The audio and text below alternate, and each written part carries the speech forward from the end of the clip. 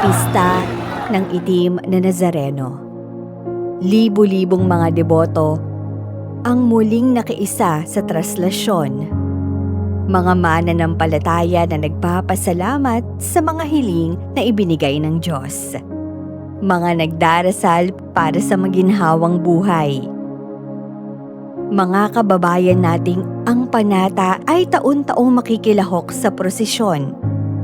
Mga pamilya, magkakaibigan, magkakasama sa komunidad, at mga nag-iisa. Lahat may kwentong dala. Pinag-isa ng pananampalataya. Ang krus na pasan ng Poong Nazareno ay siya ring krus na pasan nating lahat. Ito ang simbolo ng ating paglalakbay sa buhay.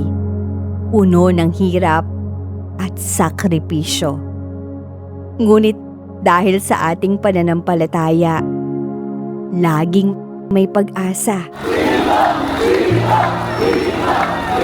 Sa sabayang pagsigaw ng Viva, isa itong pagsigaw na buhay sa bawat puso ang Poong Nazareno. Dala nito ang bawat hiling, ang pasasalamat, ang tibay ng pananampalataya.